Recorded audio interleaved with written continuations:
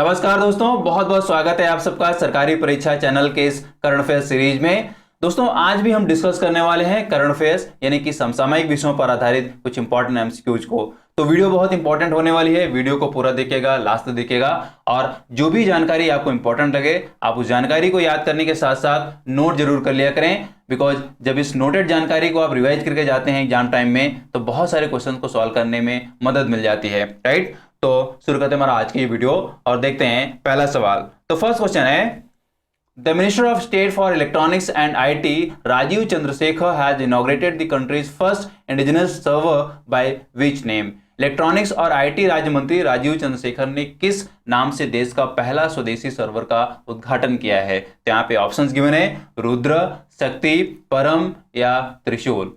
तो सही नाम जान लें, सही नाम यहाँ पे है रुद्र जी। स्वदेशी रूप से विकसित एक सर्वर है और इसका नाम रखा गया है रुद्र, राइट। तो ये नाम आप अच्छे से याद कर लें। वहीं अगर हम अदर ऑप्शंस की बात करें शक्ति की, तो आपको मालूम होना चाहिए कि शक्ति एक स्वदेशी रूप से विकसित माइक्रो प्रोसेसर है, राइट। तो ये भी एक आईटी का एक बहुत ही इंपॉर्टेंट डेवलपमेंट था, राइट। किस इंस्टीट्यूट ने किया था, किस राज्य में किया गया था, ये मैं आपके ऊपर छोड़ता हूं, आप इसको सर्च करिए और याद करिए। यानी कि शक्ति जो है वो एक माइक्रो प्रोसेसर है और स्वदेशी रूप से इसको डेवलप किया गया था, राइट। और अगर हम परम की बात करें तो परम भी आप एक तरीके से इसको इस नाम को अच्छे से जानते हैं। परम ये एक सुपर कंप्यूटर है और ये भी स्वदेशी रूप से विकसित है। और त्रिशूल की बात करें तो ये एक मिसाइल का नाम है जो कि सरफेस टू सरफेस मिसाइल है, राइट। तो ये सारे नाम और फील्ड याद कर लें और डेवलपमेंट के टर्म में डिटेल में जानकारी इकट्ठी कर सकते हैं। क्वेश्चन वहां से भी बन सकता है। नाउ देखते हैं next question. Who has been appointed as director of Indraprastha gas limited IGL। Indraprastha gas limited IGL के निदेशक वाणिज्यिक रूप में किसे नियुक्त किया गया है। तो यहाँ पे ऑप्शंस गिवन है, अमित गर्ग, पवन कुमार, AK जना या K पद्माकर। तो सही ऑप्शन जान लें, सही ऑप्शन यहाँ पे है पवन कुमार जी। पवन कुमार को IGL के वाणिज्यिक निदेशक के रूप में नियुक्त की गई है। तो इंपॉर्टेंट अपॉइंटमेंट्स के टर्म में ये क्वेश्चन बन सकता है। नाम याद कर लें और जिस कंपनी की बात की जा रही है वो याद कर लें। इंद्रप्रस्थ गैस लिमिटेड की बात हो रही है यानी कि IGL की बात हो रही है, राइट। और अगर हम यहाँ पे बात करें अदर ऑप्शंस की, जैसे कि अमित गर्ग, तो मैं आपको बताऊं कि Amit Garg ex director at Indraprastha gas limited रह चुके हैं, मतलब कि IGL के ये एक्स डायरेक्टर रहे हैं अमित गर्ग। वहीं अगर हम AK जना की बात करें तो AK जना मैनेजिंग डायरेक्टर हैं इंद्रप्रस्थ गैस लिमिटेड के, यानी कि IGL के ये मैनेजिंग डायरेक्टर हैं, राइट। तो अपने आप में ये नाम भी बहुत इंपॉर्टेंट है, इन दोनों को आप अच्छे से याद कर लें। वहीं अगर हम K पद्माकर की बात करें तो मैं आपको बताऊं कि K पद्माकर भारत पेट्रोलियम के MD हैं, राइट। किसके हैं? भारत पेट्रोलियम के MD हैं। तो ये नाम आपको अच्छे से याद कर लेने चाहिए और रिलेटेड कंपनीज आप अच्छे से याद कर लें, इनके टर्म में भी क्वेश्चन बन सकता है। नाउ देखते हैं next question. Which of the following industries has been announced to be honored with the Assam State's highest civilian award, Assam Vaibhav Award, recently? निम्नलिखित में से किस उद्योगपति को हाल ही में असम राज्य के सर्वोच्च नागरिक पुरस्कार असम वैभव पुरस्कार से सम्मानित करने की घोषणा की गई है। तो यहाँ पे ऑप्शंस गिवन है, मुकेश अंबानी, गौतम अडानी, रतन टाटा या नवीन जिंदाल। तो सही ऑप्शन जान लें, सही ऑप्शन यहाँ पे है रतन टाटा जी। रतन टाटा को यहाँ पे असम वैभव पुरस्कार से सम्मानित करने की घोषणा की गई है। तो पुरस्कार के डिटेल में आप जा सकते हैं, लेकिन इससे एसोसिएटेड नाम आप जरूर याद कर लें। रतन टाटा को इस बार सम्मानित करने की घोषणा की गई है और यह असम राज्य का सर्वोच्च नागरिक पुरस्कार है, राइट। असम राज्य का सर्वोच्च नागरिक पुरस्कार है, तो बहुत इंपॉर्टेंट है। और खास तौर पे रतन टाटा को एक पर्सनालिटी के रूप में तो आपको जानना ही चाहिए। अगर आप नहीं जानते हैं तो डिटेल में आप जरूर पढ़ लें, लेकिन थोड़ा सा मैं यहाँ पे बताना चाहूंगा श्री रतन टाटा के बारे में। तो आपको मालूम होना चाहिए कि श्री रतन टाटा इंडियन इंडस्ट्रिस्ट हैं, फिलैंथ्रोपिस्ट हैं और वो फॉर्मर चेयरमैन रहे हैं टाटा सन्स के। साथ में वो चेयरमैन ऑफ टाटा ग्रुप भी रहे हैं 1990 से 2012 तक, राइट। लेकिन उसके बाद भी उनको इंटरिम चेयरमैन के रूप में रखा गया था 2016 से 2017 तक, राइट। तो बहुत एक तरीके से काफी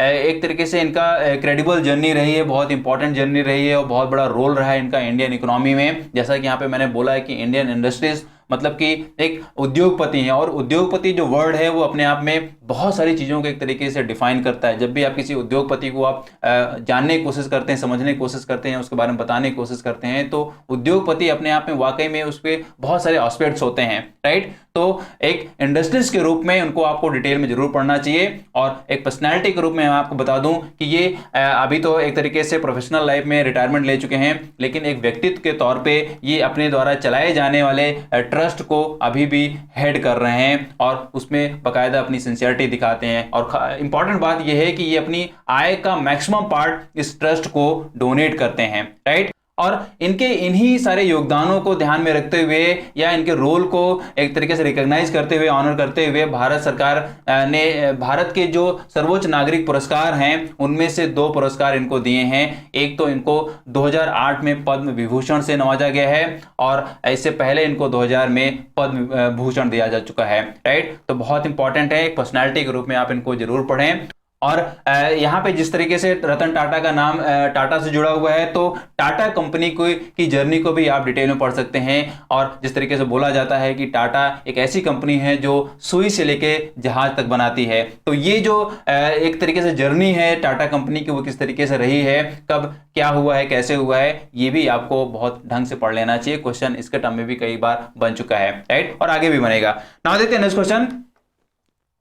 Which former Chief Minister of Andhra Pradesh has passed away recently at the age of 89? हाल ही में आंध्र प्रदेश के किस पूर्व मुख्यमंत्री का 89 साल की उम्र में निधन हो गया है? तो यहाँ पे ऑप्शंस गिवन है, सुषमा स्वराज, जयललिता, कोनिजेती रोसैया या एन चंद्रबाबू नायडू।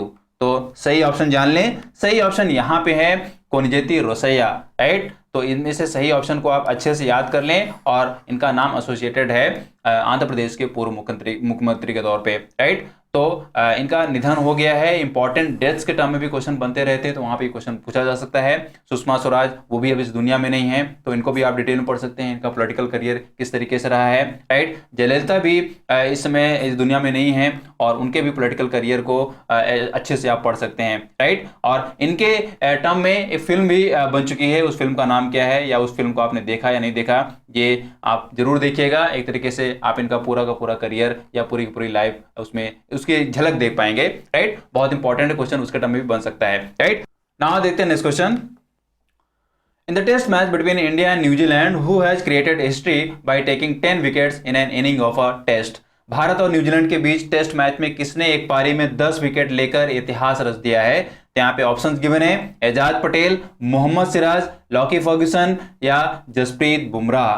तो सही ऑप्शन जान लें, सही ऑप्शन यहाँ पे है एजाज पटेल, राइट। तो ये नाम आप अच्छे से याद कर लें। और रिकॉर्ड इन्होंने बनाया है किसी टेस्ट मैच के किसी एक पारी में 10 विकेट्स लेकर, यानी कि पूरे के पूरे विकेट लेकर इन्होंने इतिहास रचा है, राइट। तो ये नाम आप अच्छे से याद कर लें और क्रिकेट के फॉर्मेट को भी याद रखें। टेस्ट मैच की बात की जा रही है, उसके एक इनिंग में, राइट। और आपको स्टेटिंग में भी जाना चाहिए कि ये रिकॉर्ड पहले मतलब क्रिकेट के किसी भी फॉर्मेट में क्या किसी ने स्टैब्लिश किया है या किसी के नाम ये रिकॉर्ड है या कितने लोगों के नाम ये रिकॉर्ड है। तो ये मैं आपके ऊपर छोड़ता हूं, ये रिसर्च करिए और वो नाम क्या है कमेंट करके बताइए, राइट। जरूर आपको जब आप इस तरीके के फैक्ट्स खुद से सर्च करते हैं तो आपको एक्स्ट्रा खुद से जानकारी वहां पर मिल जाती है और वो आपके एग्जाम्स के पॉइंट ऑफ व्यू से बहुत ही रिलेवेंट हो जाता है, राइट। तो आप ये जरूर रिसर्च करें, क्वेश्चन बहुत इंपॉर्टेंट है, जरूर कहीं ना कहीं बन सकता है। और जब आप ये रिसर्च कर रहे हो तो साथ में आपको और भी सारे रिकॉर्ड्स को एक तरीके से रिसर्च कर लेना चाहिए, याद कर लेना चाहिए। लाइक अभी तक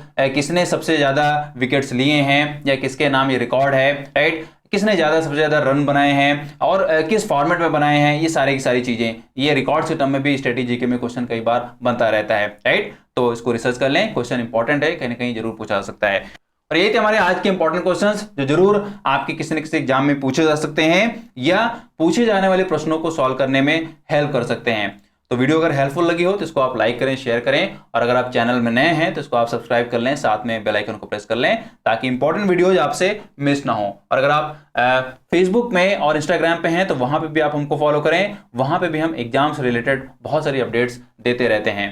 और अगर आप ज्यादा से ज्यादा करंट अफेयर्स पढ़ना चाह रहे हैं तो आप हमारी साइट पे जाइए, वहां पे आपको डिफरेंट फील्ड से रिलेटेड बहुत सारी न्यूज दी जाती है, वो भी पॉइंट वाइज, ताकि आप उसको आप आसानी से याद कर पाए, नोट कर पाए और उसको रिवाइज कर पाए एग्जाम टाइम में, राइट। तो साइट पे जरूर जाया करें और वहां से और भी ज्यादा इंपॉर्टेंट पॉइंट्स को आप इकट्ठा कर सकते हैं, याद कर सकते हैं, जो कि आपके आने वाले एग्जाम्स के लिए जरूर हेल्पफुल होगा, राइट। तो पढ़ते रहिए, मस्त रहिए, मिलता हूं आपसे नेक्स्ट वीडियो में, तब तक have a nice day, good day.